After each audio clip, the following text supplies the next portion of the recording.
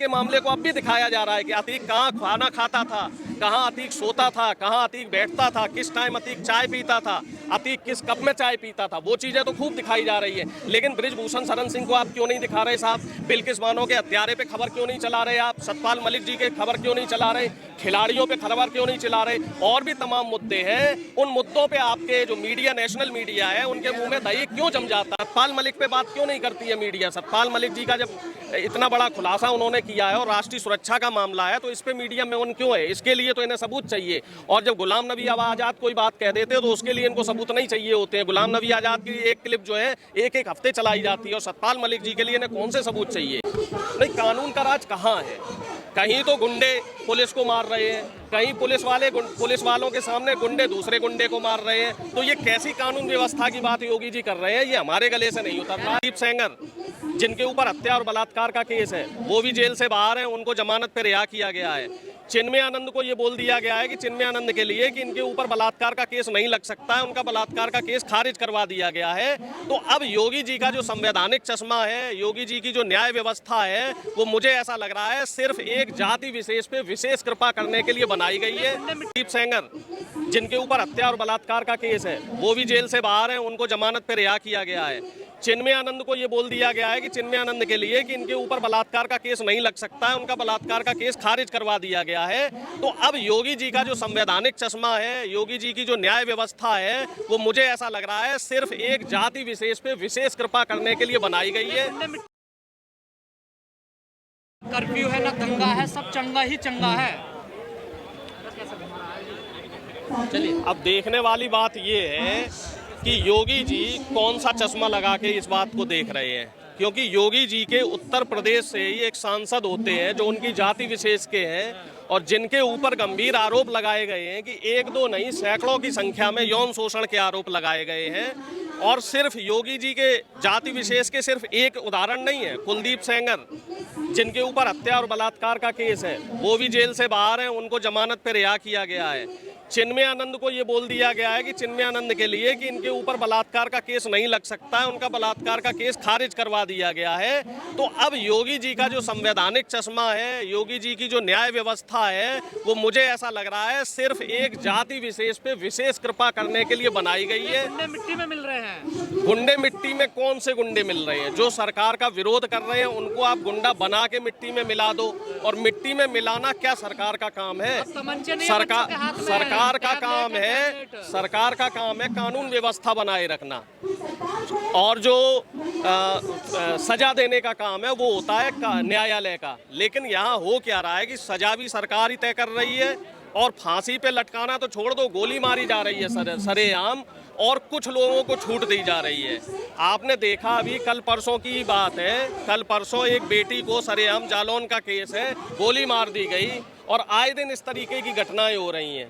तो इन चीज़ों के बारे में जब हम इस तरह एक तरफ देखें तो एक तरफ तो पुलिस जो है वो एनकाउंटर कर रही है, और दूसरी तरफ आम जनता है वो जनता को ही मार रही है, और पुलिस मूक दर्शक बनी हुई है।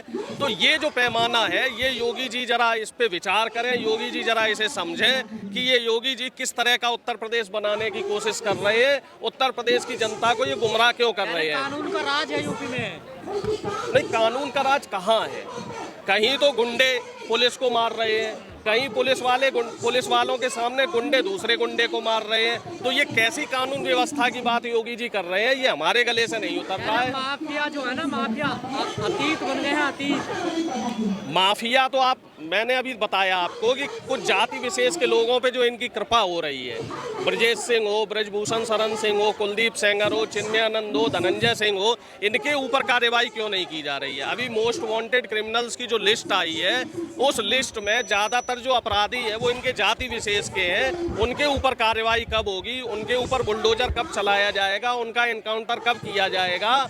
मेरा आप लोगों के माध्यम से योगी जी से और उत्तर प्रदेश की सरकार से सीधा सवाल है कि उत्तर प्रदेश की सरकार इस तरीके से जाति और धर्म देखकर अपराधियों पे कार्रवाई क्यों कर रही है? भेदभाव हो रहा है, निश्चित तौर पे हो रहा है, और ये भेदभाव ऐसा नहीं है कि दिख नहीं रहा है, ये भेदभाव सबको दिखाई दे रहा है कि कैसे जाति और धर्म देख के अपराधियों के साथ कार्रवाई की जा रही है। जहां बीजेपी का कोई व्यक्ति आ जाता है तो उसको खास छूट दी जाती है। अजय मिश्रा टैनी का पुत्र, वो अभी भी जमानत पे बाहर है, उसके खिलाफ कोई कार्रवाई नहीं हो रही है। ब्रजभूषण शरण सिंह का मैं आपको बता ही रहा हूं, जिसके लिए आंदोलन कर रहे हैं खिलाड़ी, उसके ऊपर कोई कार्रवाई नहीं हो रही है। ब्रजेश सिंह जिसके ऊपर 80 से ज्यादा केस हैं, राजा भैया जिनके ऊपर 60 से ज्यादा केस हैं। देखिए बिहार में क्या हो रहा है आप देखिए ना। नहीं तो अभी ये बताइए, बिहार की बात जब हो रही है तो बिहार पे तो नेशनल मीडिया खूब बोल रहा है, लेकिन बिल्किस बानो पे नेशनल मीडिया बोलने को तैयार नहीं है कि बिल्किस बानो के जो अपराधी थे उनको रिहा करवाया गया और उनके जो अपराधी हैं उनको मालाएं पहना के उनका मंचों पे स्वागत किया जा रहा है। तो मीडिया नहीं तो फिर अगर बिहार की बात हो रही है तो बात फिर गुजरात की भी होना चाहिए, सबकी होनी चाहिए, बात सबकी होनी चाहिए, एक तरफा बात नहीं होनी चाहिए। नेशनल मीडिया बिहार पे तो बात कर रहा है कि आनंद मोहन को रिहा कर दिया गया, लेकिन बिल्किस बानो पे बात करने को तैयार नहीं है, अजय मिश्रा टैनी पे बात करने को तैयार नहीं है, राजा भैया पे बात करने को तैयार नहीं है, ब्रजभूषण शरण सिंह पे बात करने को तैयार नहीं है। तो मीडिया के जो ये दो तरह के पैमाने हैं ये जनता समझ रही है। ये दो तरह के जो मीडिया के जो चरित्र है ये नहीं चलेगा। सतपाल मलिक पे बात क्यों नहीं करती है मीडिया? सतपाल मलिक जी का जब इतना बड़ा खुलासा उन्होंने किया है और राष्ट्रीय सुरक्षा का मामला है तो इस पे मीडिया में उन क्यों है? इसके लिए तो इन्हें सबूत चाहिए। और जब गुलाम नबी आज़ाद कोई बात कह देते तो उसके लिए इनको सबूत नहीं चाहिए होते हैं। गुलाम नबी आज़ाद की एक क्लिप जो है एक हफ्ते चलाई जाती है और सतपाल मलिक जी के लिए इन्हें कौन से सबूत चाहिए?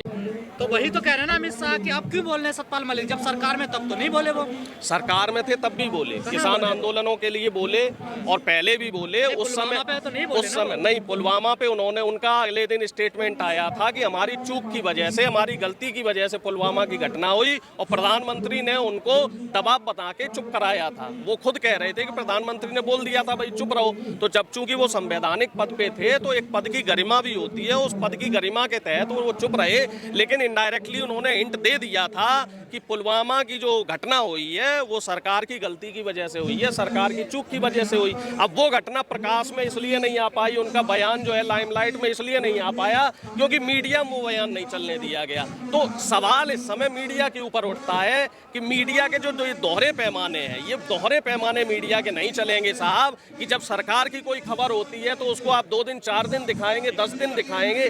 अतीक के मामले को अब भी दिखाया जा रहा है कि अतीक कहाँ खाना खाता था, कहाँ अतीक सोता था, कहाँ अतीक बैठता था, किस टाइम अतीक चाय पीता था, अतीक किस कप में चाय पीता था, वो चीज़ें तो खूब दिखाई जा रही है। लेकिन ब्रजभूषण शरण सिंह को आप क्यों नहीं दिखा रहे साहब? बिल्किस बानो के हत्यारे पे खबर क्यों नहीं चला रहे आप? सतपाल मलिक जी के खबर क्यों नहीं चला रहे? खिलाड़ियों पे खबर क्यों नहीं चला रहे? और भी तमाम मुद्दे हैं, उन मुद्दों पे आपके जो मीडिया, नेशनल मीडिया है, उनके मुंह में दही क्यों जम जाता है और सिर्फ एक मुद्दे को ही क्यों बनाया जाता है? जो धार्मिक कट्टरता है इसी को मीडिया क्यों दिन रात दिखाया रहता है? जो धार्मिक कट्टरता, सांप्रदायिकता, अहम सवाल ये है कि लोग कहते हैं ना कि सांप्रदायिकता इस समय क्यों बढ़ रही है, क्योंकि इसको बढ़ाने वाली भी बीजेपी सरकार है और कहीं ना कहीं नेशनल मीडिया का भी इसमें बहुत बड़ा रोल है। ये जो सतपाल मलिक ने मुद्दा उठाया है, क्या इसका कोई असर होगा आने वाले चुनाव? निश्चित तौर पे असर हो रहा है। कर्नाटक चुनाव में आप देखिए बीजेपी की वहाँ पे जमीन खिसक रही है। अभी तक प्रधानमंत्री जी ने कर्नाटक चुनाव में कोई रैली नहीं की है। बीजेपी के 20 से ज़्यादा विधायक और मौजूदा जो बीजेपी के प्रदेश अध्यक्ष थे वो भी पार्टी छोड़ चुके हैं और बीजेपी वहाँ पे 20 से ज़्यादा सीटें नहीं ला पाएगी। जो वहाँ बीजेपी के नेताओं की रैलियाँ हो रही हैं उसमें भीड़ नहीं पहुँच रही है। अमित शाह जी को वहाँ भड़काऊ भाषण देने पे मजबूर होना पड़ा है। कल अमित शाह जी ने भाषण दिया था कि अगर वहाँ पे बीजेपी की सरकार नहीं आई, कांग्रेस की सरकार आई तो दंगे होंगे। साफ तौर पे वो धमका रहे हैं, इस तरह की जो धार्मिक माहौल बना रहे हैं। और जो 4% उन्होंने ओबीसी कोटे में से मुस्लिम आरक्षण जो खत्म किया है वो भी एक तरीके से माना जाएगा कि संविधान को जो है उन्होंने संविधान के साथ छेड़छाड़ की है। हालांकि सुप्रीम कोर्ट ने उस पर रोक लगा दी है क्योंकि संवैधानिक जो तरीका होता है वो संसद के थ्रू ही होता है। अमित शाह जी के पास पावर नहीं है कि वो किसी को आरक्षण दें या किसी का आरक्षण हटाएं। जो कर्नाटक में पोलराइजेशन करने की कोशिश बीजेपी कर रही है वो कोशिश इनकी वहाँ नाकाम रहेगी। और इसी तरीके से जो अलग अलग राज्यों में ये धार्मिक माहौल बना रहे हैं, जो धार्मिक आपसी भाईचारा जो है उसको खराब करने की जो कोशिश कर रहे हैं, वो चाल इनकी अब जनता कामयाब नहीं होने देगी।